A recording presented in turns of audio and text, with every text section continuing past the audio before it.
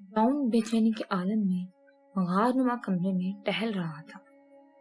غار کے فرش پر ڈاکٹر رشید اور اس کی بیٹی رضیہ سر جھکائے بیٹھے ہوئے تھے اور غار کے داہنے کے پاس ہی مشین گنوں سے مسلح 2 افراد بیٹھے ہوئے تھے۔ تم نے بتایا نہیں کہ تم کون ہو اور ہمیں کیوں پکڑ کر لے آئے ہو؟ ڈاکٹر رشید نے ہونٹ بھیج کر کہا۔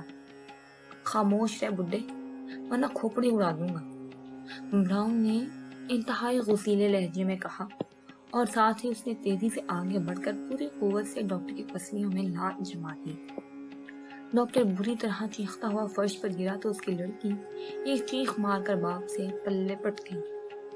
مت مارو، ڈیڈی کو مت مارو، رضیہ نے بری طرح ہانپتے ہوئے لہجے میں کہا۔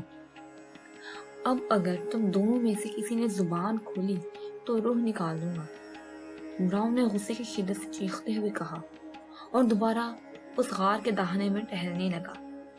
اینتھنی، کافی دیر سے جزیرے سے کوئی اطلاع نہیں آ رہی، حالانکہ مسٹر کارٹر وہاں پہنچ چکے ہیں۔ اچانک ٹہلتے ٹہلتے رک کر براؤن نے دروازے کے پاس کھڑے ہوئے ایک آدمی سے مخاطب ہو کر کہا، آپ کال کر کے معلوم کر لیں جناب۔ اس آدمی نے معتبرانہ لہجے میں جواب دیتے ہوئے کہا، میں ان کی کال کا انتظار کر رہا تھا۔ بہرحال ٹھیک ہے، لے آؤ ٹرانسمیٹر، میں خود ہی ان لوگوں سے پوچھ لیتا ہوں، نہ جانے یہ آنے والے لوگ کون ہیں۔ براؤن نے بے چین سے لہجے میں جواب دیتے ہوئے کہا، اور وہ آدمی سر ہلاتا ہوا غار کے داہنے سے باہر کو مڑ گیا۔ باس، کیا آپ کو ان لوگوں سے کوئی خطرہ ہے؟ دوسرے آدمی نے پوچھا۔ خطرہ؟ مجھے؟ کیا مطلب؟ براؤن نے چونک کر پوچھا۔ آپ بہت مضطرب اور بے چین نظر آ رہے ہیں باس، اس لیے پوچھ رہا ہوں۔ دوسرے آدمی نے قدرے سہمے ہوئے لہجے میں کہا، او نہیں، مجھے کیا خطرہ ہو سکتا ہے، اور وہاں جو آدمی گیا ہے وہ دنیا کا نمبر 1 لڑاکا ہے۔ مجھے بے چینی صرف اس لیے ہو رہی ہے کہ مراد کے پاس پہنچنے والے لوگ کون ہیں اور وہ کس طرح اس تک پہنچے گئے ہیں۔ براؤن نے سر ہلاتے ہوئے کہا۔ چند لمحوں بعد پہلا والا آدمی واپس غار میں داخل ہوا تو اس کے ہاتھ میں ٹرانسمیٹر تھا۔ براؤن نے اس کے ہاتھ سے ٹرانسمیٹر لیا اور اسے سامنے رکھ کر اس کا بٹن دبانے کے لیے ہاتھ بڑھایا ہی تھا کہ ٹرانسمیٹر کا بلب تیزی سے جلنے بجھنے لگا، اور اس کے ساتھ ہی ٹرانسمیٹر سے ٹون ٹون کی آوازیں بلند ہونے لگی، اور براؤن نے چونک کر ٹرانسمیٹر کا بٹن آن کر دیا۔ ہیلو ہیلو، مراد کالنگ، اوور۔ بٹن دبتے ہی ٹرانسمیٹر سے مراد کی آواز سنائی دی۔ یس، براؤن بول رہا ہوں، کیا رپورٹ ہے؟ اوور۔ براؤن نے تیز لہجے میں پوچھا۔ مسٹر کارٹر آپ سے بات کریں گے باس، اوور۔ دوسری طرف سے مراد نے جواب دیا۔ اوہ اچھا ٹھیک ہے، بات کراؤ، براؤن نے چونکتے ہوئے کہا۔ ہیلو براؤن، میں کارٹر بول رہا ہوں، یہاں صورتحال بدل گئی ہے، تم دونوں کو لے کر یہاں جزیرے پر فوراً پہنچ جاؤ، اوور۔ چند لمحوں کی خاموشی کے بعد ایگریمنٹ ایجنٹ کارٹر کی تیز آواز سنائی دی۔ کیا صورتحال بدل گئی ہے؟ میں سمجھا نہیں، اوور۔ براؤن نے حیرت بھرے لہجے میں پوچھا۔ وہ زبانی بات ہو سکتی ہے؟ فوراً ان دونوں کو لے کر آ جاؤ، اوور۔ کارٹر کی جھنجھلائی ہوئی آواز سنائی دی۔ ٹھیک ہے، میں سمجھ گیا، میں ان کو لے کر آ رہا ہوں۔ وہ آدمی کون ہے پتہ چلا؟ اوور، براؤن نے کہا۔ اسے شاید خیال آ گیا تھا کہ کارٹر غیر متعلقہ لوگوں کی موجودگی کی وجہ سے کھل کر بات نہیں کر رہا۔ تم پہنچنے کی کرو، دیر مت کرو، ورنہ بڑا نقصان بھی ہو سکتا ہے۔ ہری اپ، تفصیلات یہاں آ کر تمہیں پتہ چل جائیں گی، اوور۔ کارٹر کی غصیلی آواز سنائی دی۔ اوکے، میں آ رہا ہوں، اوور اینڈ آل، براؤن نے جلدی سے کہا۔ اینتھنی، ان دونوں کو لے کر لانچ پر آؤ، میں وہیں جا رہا ہوں، براؤن نے ٹرانسمیٹر آف کرتے ہی اپنے آدمیوں سے مخاطب ہو کر کہا، اور خود تیز تیز قدم اٹھاتا غار کے دہانے سے باہر آ گیا۔ یہ ایک چھوٹا سا جزیرہ تھا جس پر گھنے درختوں کا جنگل موجود تھا۔ براؤن تیز تیز قدم اٹھاتا شمالی حصے کی طرف بڑھتا چلا گیا، اور چند لمحوں بعد وہ جزیرے کے کنارے پر پہنچ گیا، جہاں ایک جدید قسم کی لانچ لنگر انداز تھی۔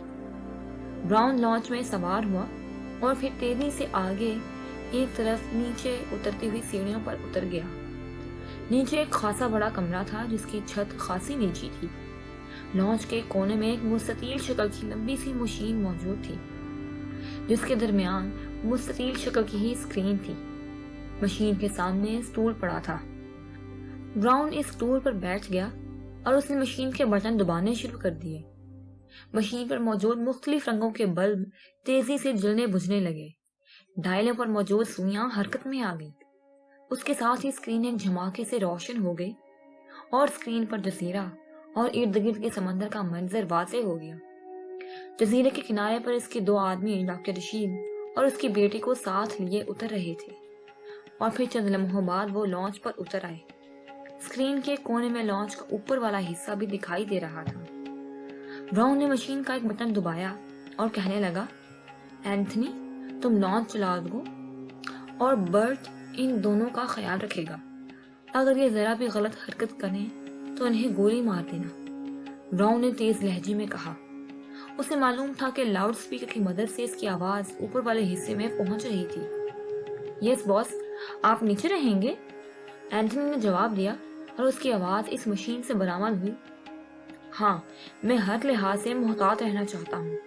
تم پوائنٹ جزیرے پر چلو، براؤن نے کہا، اور دوسرے لمحے لانچ کو حرکت ہوئی اور پھر وہ تیزی سے سمندر میں سفر کرنے لگی۔ جیسے جیسے لانچ آگے بڑھ رہی تھی، اسکرین پر منظر بدلتا جا رہا تھا۔ اس مشین کی مدد سے لانچ کے گرد سینکڑوں فٹ دور اور 100 فٹ تک اونچائی پر موجود ہر چیز دیکھی جا سکتی تھی۔ یہ مشین براؤن کے لیے بے حد فائدہ مند رہتی تھی، کیونکہ اگر کوئی خطرہ ہوتا تو وہ پہلے ہی اس سے ہوشیار ہو جاتا تھا۔ لانچ مسلسل سمندر میں سفر کرتی رہی، پھر دور سے ایک چھوٹا سا جزیرہ نظر آنے لگا تو براؤن تن کر بیٹھ گیا۔ اینتھنی، لانچ کی رفتار آہستہ کر دو، براؤن نے تیز لہجے میں کہا، اور اسٹیئرنگ کے سامنے کھڑے ہوئے اینتھنی نے سر ہلاتے ہوئے لانچ کی رفتار آہستہ کر دی۔ براؤن نے مشین کے دیگر بٹن دبانے شروع کر دیے اور اسکرین پر نظر آنے والا جزیرہ تیزی سے کلوز اپ میں آنا شروع ہو گیا۔ لانچ اب آہستہ رفتار سے جزیرے کی طرف بڑھ رہی تھی اور پھر جزیرے کا سطحی منظر اسکرین پر واضح ہونا شروع ہو گیا۔ جزیرہ خالی پڑا ہوا تھا، وہاں کوئی آدمی نظر نہ آ رہا تھا۔ یہ لوگ کہاں گئے؟ براؤن نے بڑبڑاتے ہوئے کہا، اور اس نے ہاتھ بڑھا کر ایک اور بٹن دبا دیا اور اس بٹن کے نیچے لگی ہوئی ناپ کو تیزی سے گھمانے لگ گیا۔ ناپ کے گھومتے ہی جزیرے پر موجود بڑا کیبن اسکرین سے تیزی سے پھیلتا چلا گیا، اور دوسرے لمحے کیبن کا دروازہ کھلا اور ایک آدمی دروازے سے باہر نکلا تو براؤن اس آدمی اور اس کیبن کا اندرونی منظر دیکھ کر اس بری طرح اچھلا کہ وہ اسٹول سمیت زوردار دھماکے سے نیچے فرش پر جا گرا۔ کیا ہوا باس؟ یہ دھماکہ کیسا تھا؟ اینتھنی کی آواز سنائی دی۔ روک دو، لانچ روک دو، فوراً روک دو، براؤن نے فرش سے اٹھتے ہوئے چیخ کر کہا، اور دوسرے لمحے لانچ زوردار جھٹکے سے رکی تو براؤن ایک بار لڑکھڑاتا ہوا نیچے جا گرا۔ احمق، الو، نانسنس، اس طرح روکتے ہیں لانچ کو؟ براؤن نے اٹھ کر کراہتے ہوئے کہا اور تیزی سے دوبارہ مشین پر جھک گیا۔ کیبن سے نظر آنے والا آدمی اب نظر نہ آ رہا تھا، البتہ کیبن کے کھلے ہوئے دروازے سے اندرونی منظر واضح طور پر نظر آ رہا تھا، اور اس آدمی کے ساتھ ساتھ براؤن کا کیبن کا اندرونی منظر دیکھ کر ہی اچھلا تھا۔ اسکرین پر اسے کیبن کے اندر پڑی ہوئی اپنے ساتھیوں کی لاشیں صاف دکھائی دے رہی تھیں، جس میں مراد کی لاش بھی شامل تھی۔ اس نے جلدی سے ایک اور بٹن گھمایا اور اس کے ساتھ ہی اس نے نوب کو دوبارہ گھمانا شروع کر دیا۔ اس بار اسکرین پر چھوٹا کیبن پہلے نظر آیا اور پھر تیزی سے پھیلتا چلا گیا۔ اس کیبن کا دروازہ بھی کھلا ہوا تھا اور باہر دو آدمی کھڑے باتیں کر رہے تھے۔ ان میں سے ایک آدمی وہ تھا جسے اس نے بڑے کیبن سے نکلتے ہوئے دیکھا تھا۔ کیبن کے اندر اسے دروازے کے ساتھ کرسیوں پر بیٹھے ہوئے کارٹر اور مارگریٹ صاف دکھائی دے رہے تھے۔ وہ بندھے ہوئے تھے اور ان کو کرسیوں سے باندھ دیا گیا تھا۔ میں نے بروقت چیکنگ مشین آن کر دی تھی، ورنہ میں بھی مارا جاتا، براؤن نے بڑبڑاتے ہوئے کہا، اور پھر اسے مختلف بٹن دبا کر مشین آف کی اور دوڑتا ہوا لانچ کے باہر والے حصے پر آ گیا۔ جزیرے پر دشمنوں کا قبضہ ہے اینتھنی، مراد سمیت تمام آدمی مارے جا چکے ہیں۔ وہ غیر ملکی سیکرٹ ایجنٹ کارٹر اور اس کی ساتھی عورت ان لوگوں کی قید میں ہیں، براؤن نے چیخ کر کہا۔ اوہ باس، یہ سب کچھ کیسے ہو گیا؟ اینتھنی نے حیرت بھرے لہجے میں پوچھا۔ مجھے خود حیرت ہے، بہرحال وہاں صرف 2 آدمی ہیں اور اب ہم نے ان 2 آدمیوں سے اپنے آدمیوں کا انتقام بھی لینا ہے اور ان غیر ملکیوں کو چھڑانا بھی ہے۔ براؤن نے سر ہلاتے ہوئے کہا۔ تو پھر؟ اینتھنی نے پوچھا۔ برٹ، تم اور اینتھنی دونوں غوطہ خوری کا لباس پہن کر سمندر میں کود جاؤ اور سمندر کے اندر سفر کرتے ہوئے ٹارچن کے راستے سے جزیرے پر پہنچ جاؤ۔ دونوں غیر ملکی چھوٹے کیبن میں بے ہوش پڑے ہوئے ہیں۔ میں اس دوران لانچ کو جزیرے کے قریب لے جاؤں گا اور وہاں یہ تاثر دوں گا کہ لانچ خراب ہو گئی ہے۔ پھر جب تم ان غیر ملکیوں کو لے آؤ گے تو ہم لانچ لے کر واپس چلے جائیں گے اور اس کے بعد جزیرے پر ریڈ کریں گے۔ براؤن نے تیز لہجے میں پروگرام بتاتے ہوئے کہا۔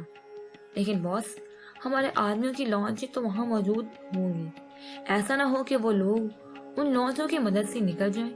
برٹ نے کہا۔ اوہ، اس کا تو مجھے خیال ہی نہ رہا تھا۔ ٹھیک ہے، تم پہلے ان لانچوں کی طرف جاؤ اور ان کے ہک کھول دو، انہیں نیچے دھکیلتے ہوئے جزیرے سے لہروں سے دور پہنچا دو۔ اس طرح وہ واپس جزیرے کی طرف جانے کے بجائے خود بخود کھلے سمندر میں پہنچ جائیں گے۔ براؤن نے جواب دیا۔ ان دونوں کو کیا کرنا ہے؟ اینتھنی نے پوچھا۔ ان کو رسیوں سے باندھ دو اور ان کے منہ میں کپڑے ٹھونس دو اور انہیں لانچ کے فرش پر لٹا دو۔ جلدی کرو، ابھی لانچ جزیرے سے کافی دور ہے، اس لیے ان لوگوں کو پتہ نہیں چلا۔ اگر یہ ذرا بھی احتجاج کریں تو گولی مار کر سمندر میں پھینک دو، جلدی۔ براؤن نے چیختے ہوئے کہا۔ سنو، جلدی سے لیٹ جاؤ ورنہ۔ اینتھنی نے چیخ کر ڈاکٹر رشید اور رضیہ سے کہا، جو سہمے ہوئے اور خاموش بیٹھے ہوئے تھے۔ وہ چونکہ ساری باتیں سن رہے تھے اور انہیں معلوم تھا کہ یہ لوگ کس قدر ظالم ہیں، اس لیے انہوں نے تعمیل کرنے میں ہی عافیت سمجھی۔ چند لمحوں بعد اینتھنی انہیں نہ صرف رسیوں سے باندھ چکا تھا بلکہ ان کے منہ میں بھی رومال ٹھونس دیے تھے۔ برٹ اس دوران غوطہ خوری کا لباس پہن چکا تھا۔ اینتھنی بھی ڈاکٹر رشید اور رضیہ کو باندھنے کے بعد غوطہ خوری کا لباس پہننے میں مصروف ہو گیا۔ ابھی تم دونوں لانچ کے عقبی حصے میں چھپ جاؤ، میں لانچ کو جزیرے کی طرف لے جاتا ہوں تاکہ ہم تیز رفتاری سے سفر کر سکیں، ورنہ ہمیں یہاں سے تیر کر جزیرے تک جانے میں بہت وقت لگ جائے گا۔ جب میں لانچ روکوں تو تم سمندر میں اتر کر اپنا کام شروع کر دینا۔ سب کام انتہائی احتیاط سے ہونا چاہیے، سمجھے؟ براؤن نے انہیں دوبارہ ہدایت دیتے ہوئے کہا اور ان دونوں نے سر ہلاتے اور دوڑتے ہوئے لانچ کے عقبی حصے میں نیچے کی طرف بنے ہوئے ایک خالی حصے میں چھپ گئے۔ براؤن نے لانچ کو چلایا اور پھر وہ خاص تیز رفتاری سے اسے چلاتا ہوا جزیرے کی طرف بڑھ گیا۔ دور سمندر میں ایک چھوٹے سے نقطے جتنا نظر آنے والا جزیرہ اب آہستہ آہستہ بڑا ہوتا جا رہا تھا۔ جب لانچ جزیرے سے کافی قریب پہنچ گئی تو براؤن نے انجن کے نیچے ایک بٹن دبایا اور لانچ کا انجن بری طرح جھٹکے کھانے لگ گیا اور پھر ایک لخت ساخت ہو گیا۔ لانچ کچھ دیر تک تو اپنے ہی زور میں آگے بڑھتی رہی، پھر رک گئی۔ اب جزیرہ یہاں سے کافی قریب آ گیا تھا، لیکن اس کے باوجود درمیان میں فاصلہ ابھی کافی تھا۔ براؤن انجن پر جھک گیا۔ اس کا انداز ایسا تھا جیسے انجن کو چیک کر رہا ہوں، اور پھر اس نے انجن کا ڈھکن کھولا اور ایک خانے میں موجود کٹ نکال کر اس نے اسے کھولا اور اس میں سے ایک اسکریو ڈرائیور نکال کر انجن پر جھک گیا۔ اس لمحے اس کی آنکھوں پر چمک سی پڑی تو اس نے چونک کر سر اٹھایا تو اس نے دیکھا کہ سامنے جزیرے کے کنارے پر دو آدمی کھڑے تھے۔ ان میں سے تو ایک غیر ملکی کارٹر تھا جبکہ دوسرا اس کے گروہ کا آدمی تھا۔ اس کارٹر نے آنکھوں سے دوربین لگائی ہوئی تھی۔ انجن خراب ہو گیا ہے، میں ابھی اسے ٹھیک کر لیتا ہوں۔ براؤن نے سر ہلایا، ہاتھ ہلایا اور پھر انجن کے سائڈ میں بنے ہوئے لکڑی کے ایک بڑے خانے کو کھول کر اس میں سے لاؤڈر نکالا اور اس پر کہنے لگا۔ دوسرے لمحے جزیرے پر کھڑے ہوئے کارٹر نے بھی ہاتھ لہرایا۔ اس کا انداز ایسا تھا جیسے پوچھ رہا ہو کہ کتنی دیر لگے گی۔ صرف 5-10 منٹ لگے گے جناب، میں اسے ٹھیک کر لیتا ہوں، آپ بے فکر رہیں۔ براؤن نے لاؤڈر میں چیختے ہوئے کہا اور پھر لاؤڈر نیچے رکھ کر وہ دوبارہ انجن پر جھک گیا۔ اس کے ہاتھ واقعی تیزی سے چل رہے تھے، جیسے وہ بڑی تیزی سے انجن کی مرمت میں مصروف ہو۔ صفدر بڑے کیبن میں بڑے چوکنا انداز میں کھڑا تھا کہ اسے دور سے گولیاں چلنے کی تیز آواز سنائی دی اور پھر خاموشی چھا گئی۔ صفدر قدم بڑھاتا بڑے دروازے پر آ گیا۔ تھوڑی دیر بعد عمران واپس آتا ہوا دکھائی دیا۔ میں نے ان سب کا خاتمہ کر دیا ہے، اب دونوں کو لے کر چھوٹے کیبن میں چلتے ہیں، وہاں ٹرانسمیٹر موجود ہے، اب اس براؤن کو ٹریپ کرنا ہے، کہیں وہ ڈاکٹر رشید اور اس کی بیٹی کو لے کر نکل نہ جائے۔ عمران نے قریب پہنچ کر کہا اور پھر آگے بڑھ کر اس نے بے ہوش کارٹر کو کندھے پر لاد دیا۔ صفدر نے آگے بڑھ کر مارگریٹ کو اٹھایا اور وہ دونوں تیز تیز قدم اٹھاتے بڑے کیبن سے نکلے اور چھوٹے کیبن میں آ گئے۔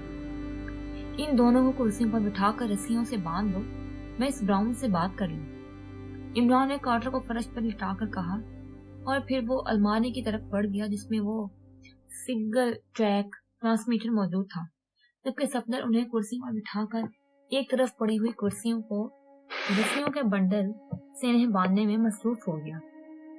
عمران نے ٹرانسمیٹر کا بٹن آن کیا اور مراد کے لہجے میں کال کرنے لگا۔ چند لمحوں بعد ہی رابطہ قائم ہو گیا اور ٹرانسمیٹر سے براؤن کی آواز لگی۔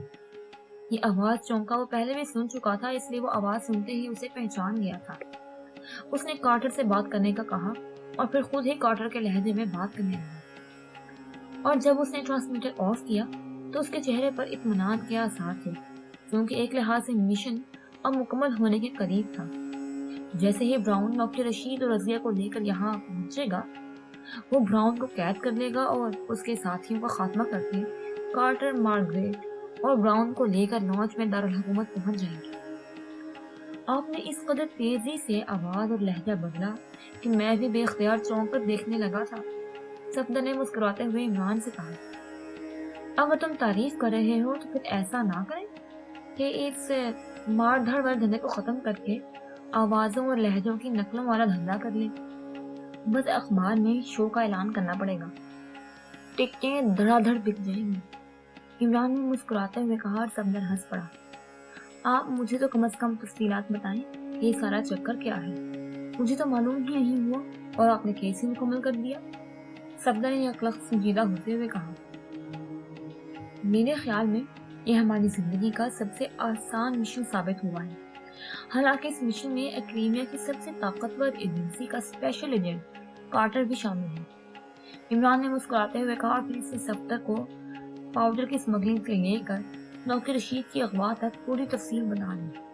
اوہ، واقعی مشن تو بہت بڑا تھا لیکن بہت آسان بن گیا، صفدر نے ہنستے ہوئے کہا اور عمران مسکرا دیا۔ کتنی دیر میں براؤن یہاں پہنچ جائے گا؟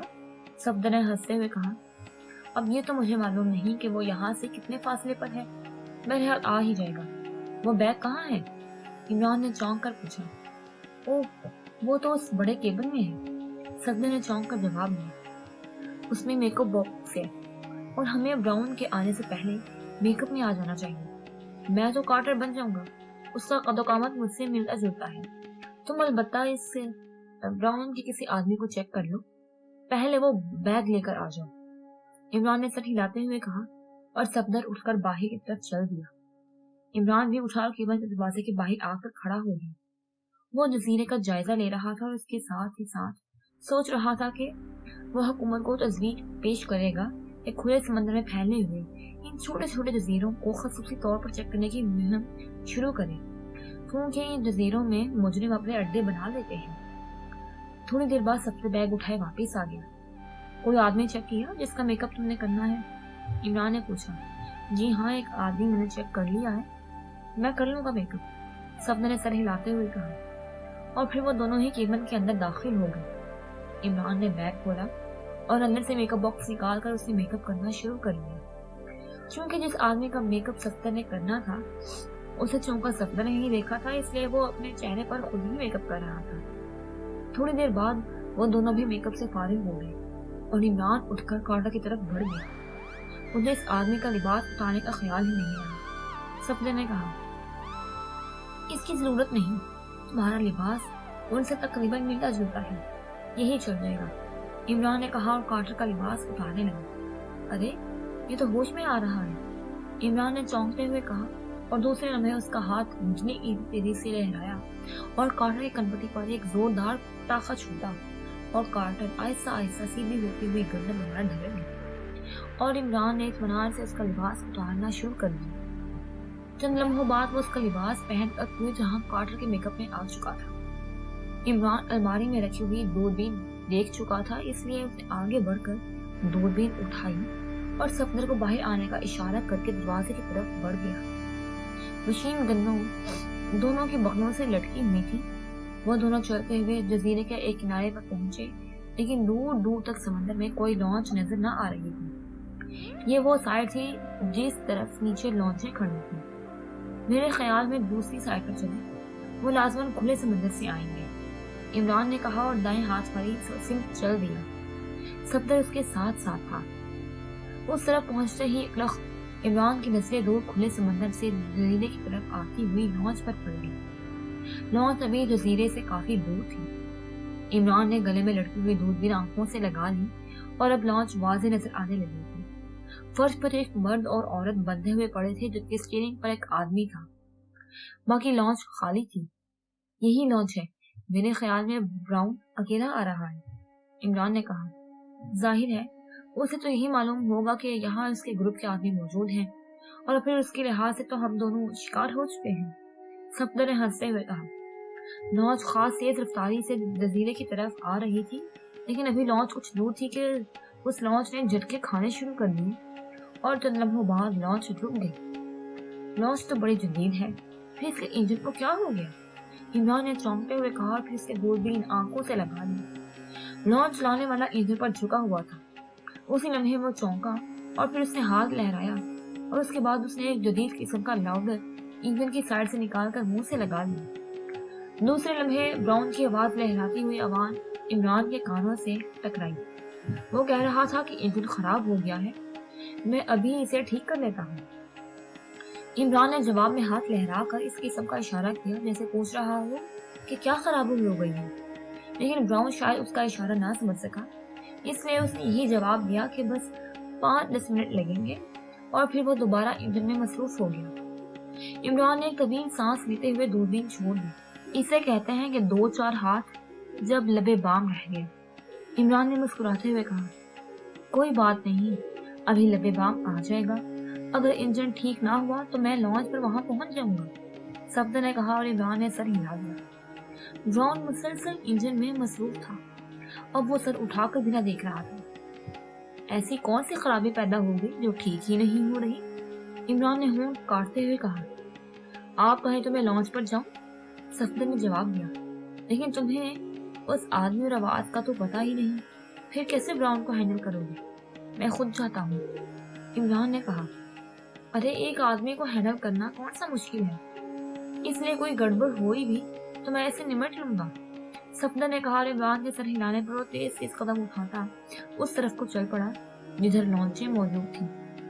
عمران نے دوبارہ دوربین آنکھوں سے لگائی اور براؤن کو کام کرتے ہوئے دیکھنے لگا، لیکن پھر وہ بری طرح چونک پڑا کیونکہ اس نے دیکھ لیا تھا کہ براؤن بار بار ایک پیج کو کھولتا اور کس دیتا تھا۔ اس نے 2-3 بار ایسے ہی حرکت کی تھی۔ اسی لمحے اسے دور سے صفدر کی چیختی ہوئی آواز سنائی دی۔ عمران صاحب، لانچیں تو کھلے سمندر میں بہہ رہی ہیں، کسی نے ان کے ہک کھول دیے ہیں۔ اوہ گڑبڑ، عمران نے اچھلتے ہوئے کہا اور دوسرے لمحے وہ بجلی کی سی تیزی سے اس طرف دوڑ پڑا جدھر صفدر موجود تھا۔ چند لمحوں بعد وہ اس جگہ پہنچا تو واقعی لانچیں دور کھلے سمندر کی لہروں میں تیرتی ہوئی پھر رہی تھی، لیکن وہ تھی خالی، ان پر کوئی آدمی موجود نہ تھا۔ یہ کیسے ہوا؟ اوہ اب میں سمجھا، کیبن کی طرف دوڑو، اچانک عمران نے خیال کے آتے ہی چیختے ہوئے کہا اور پھر بجلی کی سی تیزی سے اس کیبن کی طرف دوڑنے لگا جس میں کارٹر اور مارگریٹ موجود تھی۔ صفدر بھی ان کے پیچھے دوڑنے لگا۔ اس نے مشین گن عمران کی طرح ہاتھ میں پکڑی ہوئی تھی۔ مسلسل بھاگتے ہوئے وہ تھوڑی دیر بعد چھوٹے کیبن کے دروازے پر پہنچ گئے، لیکن دوسرے لمحے وہ دونوں طرح ٹھٹک گئے کیونکہ کیبن خالی پڑا ہوا تھا۔ کارٹر اور مارگریٹ دونوں ہی غائب تھے۔ کیبن میں اس طرح کے نشانات تھے جیسے پانی سے بھیگے ہوئے جوتے پہنے 2 افراد اندر داخل ہوئے ہوں۔ یہ کہاں گئے؟ صفدر نے حیرت بھرے لہجے میں کہا۔ چوٹ ہو گئی صفدر، عمران نے کہا اور کیبن سے باہر نکل کر دوبارہ اس طرف کو دوڑنے لگا جدھر براؤن کی لانچ موجود تھی۔ ادھر سے تو ہم آئے ہیں، ادھر سے جانے والے کیسے جا سکتے ہیں؟ صفدر نے دوڑتے ہوئے کہا۔ اب ان کے پیچھے بھاگتے رہنا فضول ہے، نہ جانے وہ جزیرے کی کس سمت گئے ہوں گے۔ عمران نے جواب دیا اور تھوڑی دیر بعد وہ اس جگہ پہنچ گئے جہاں سے انہوں نے براؤن کی لانچ دیکھی تھی۔ براؤن ابھی تک لانچ کے انجن کے ساتھ بیٹھا ہوا تھا اور ڈاکٹر رشید اور اس کی بیٹی उसी तरह फर्श पर साकत पड़े हुए थे। तुम यहीं रुको सफदर, मुझे पीछे से कवरेज देना, मैं समंदर में उतरता हूँ। इमरान ने दूरबीन गले से उतार कर सफदर को देते हुए कहा, और सफदर ने जैसे ही दूरबीन पकड़ी, इमरान ने समंदर में छलांग लगा दी। यहाँ से जजीरे की सतह काफी बुलंद थी, इसलिए इमरान का जिस्म काफी देर तक नीचे गिरता रहा और फिर एक जोरदार छपाके की आवाज से वो समंदर में गायब हो गया। सफदर ने दूरबीन आंखों से लगा ली। छपाके की जोरदार आवाज शायद ब्राउन के कानों तक पहुंच चुकी थी, इसलिए वो अब चौंक कर जजीरे की तरफ देख रहा था। उसी लम्हे सफदर ने 2 आदमियों के जिस्म समंदर से उछलकर लॉन्चों की फर्श पर गिरते हुए देखे और उसके साथ ही वो 2 गोताखोर भी लॉन्च पर चढ़ आए। ये कॉन्टन और मार्गरेट के जिस्म थे जिन्हें पहले लॉन्च पर फेंका गया था। ओ, तो ये चक्कर था, बड़ा जबरदस्त डॉज दिया है उन्होंने, सफदर ने मुंह काटते हुए कहा। इसके साथ ही उसने लॉन्च को हरकत में आते देखा और फिर लॉन्च एक झटके से चली और तेजी से चक्कर काटते हुए खुले समंदर में दौड़ती चली गई। सफदर ने एक तवील सांस लिया। दूसरे ही लम्हे वो एक बार फिर चौंक पड़ा जब उसने लॉन्च को तेजी से उन लॉन्चों की तरफ बढ़ते हुए देखा जो समंदर में डोलती फिर रही थी। उनकी तादाद 4 थी, वो तकरीबन इकट्ठी ही थी। ब्राउन की लॉन्च उन तक पहुंची और फिर सफदर के सामने ही 2 गोताखोर 2 लॉन्चों पर गए और उन्होंने एक एक लॉन्च को साथ हुक किया और इसके बाद ये काफिला तेज रफ्तारी से चलता हुआ आगे बढ़ गया। उसने दूरबीन आंखों से हटा ली क्योंकि अब देखने के लिए बाकी क्या रह गया था।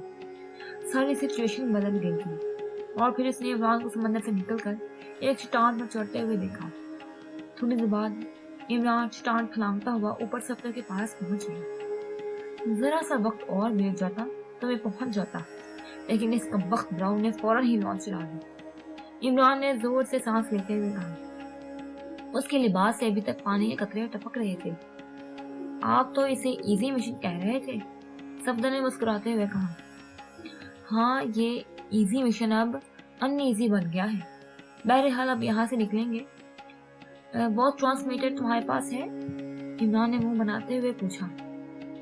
अब तो दोबारा उन्हीं का इंतजार करना पड़ेगा, ये लोग वापस तो लाजमन आएंगे, सफदर ने कहा। नहीं, अब ये पूरी तरह तैयार होकर आएंगे और हम 2 इनका मुकाबला नहीं कर सकेंगे।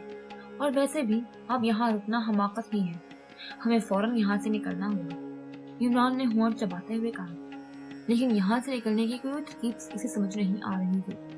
उसे यूं महसूस हो रहा था जैसे उसकी रेडीमेड खोपड़ी की बैटरी अचानक फेल हो गई हो। जजीरे के गिर्द चारों तरफ खुला समंदर था और उनके पास दारुल हुकूमत तक पहुंचने का कोई जरिया भी ना था।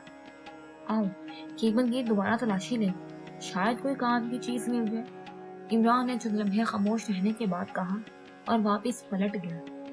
सफदर भी उसके पीछे था। छोटे केबल में पहुंचकर इमरान ने पूरी तफसील से इस अलमारी की तलाशी लेनी शुरू कर दी। वो एक नजर तो वो उसे देख चुका था, लेकिन अब वो इसे ठोंक बुझाकर देखने में मसरूफ था।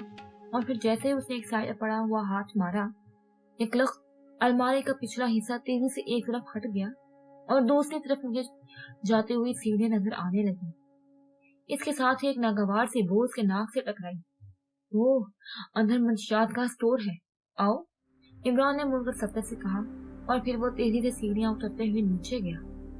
ये एक बहुत बड़ा हॉल नुमा कमरा था जो खसूसी तौर पर बनाया गया था और यहाँ वाकई मंशियात का इस कदर जखीरा था कि इमरान जैसे आदमी की आंखें भी हैरत से फैल गईं। एक तरफ एक मेज और चंद कुर्सियां पड़ी हुई थी। इमरान तेजी से एक साइड पर नजर आने वाली बड़ी बड़ी 2 अलमारियों की तरफ बढ़ गया और फिर उसने जैसे ही एक अलमारी को खोला, उसकी नजरों में चमक सी पैदा हो गई।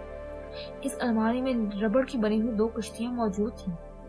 ये इमरजेंसी बोर्ड्स थी जिन पर हवा भरकर इन्हें कश्तियों के रूप में लाया जा सकता था। इमरान ने एक कश्ती निकाली और साथ ही 2 चप्पू भी उठा लिए। कम से कम यहाँ से निकलने का तो सामान हो गया। इमरान ने सामान सफदर की तरफ बढ़ाते हुए कहा और खुद दूसरी अलमारी की तरफ बढ़ गया। हाँ, बात हुई ना, इमरान ने अलमारी खोलते हुए कहा और सफदर भी हैरान होकर देखने लगा, क्योंकि इस बड़ी सी अलमारी में जदीद किस्म का कसीर तादाद असलह भी मौजूद था। इमरान ने जल्दी से इसमें मौजूद इंतहाई ताकतवर बम निकाले और फिर वो तेजी से दरवाजे की तरफ बढ़ गया। सफदर कश्ती और चप्पू उठाए उसके पीछे था। तुम तुम किनारे पर जाके इसमें हवा भर कर इसे तैयार करो, मैं ये बम इधर उधर लगाकर आ रहा हूँ। इमरान ने बाहर निकलते हुए कहा और फिर तेजी से केबिन के दरवाजे की तरफ दौड़ पड़ा।